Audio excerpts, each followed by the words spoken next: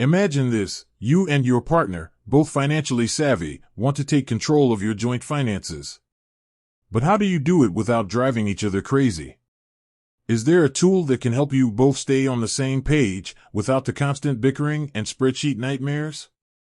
YNAB, or You Need a Budget, is a popular budgeting app that promises to help you master your money. But can it really handle the complexities of a two-person financial dance? Let's dive in and find out.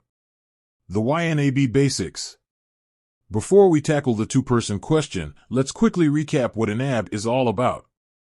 At its core, YNAB is a budgeting method that focuses on 4 simple rules.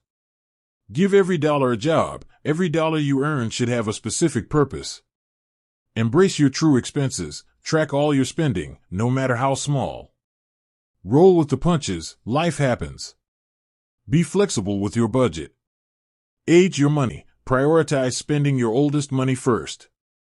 Can 2 people use the same YNAB account?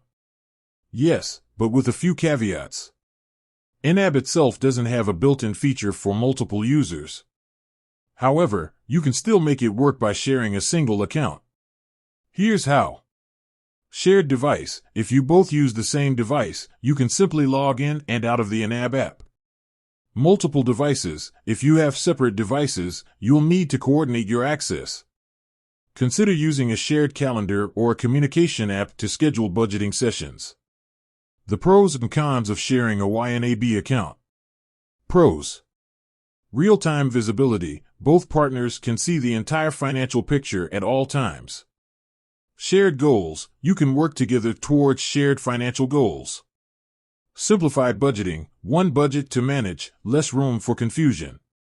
Cons. Potential for conflict. Disagreements over spending can escalate quickly. Privacy concerns. Sharing financial details can be a sensitive issue. Technical challenges. Coordinating access and avoiding accidental changes can be tricky. Tips for successful shared budgeting with YNAB.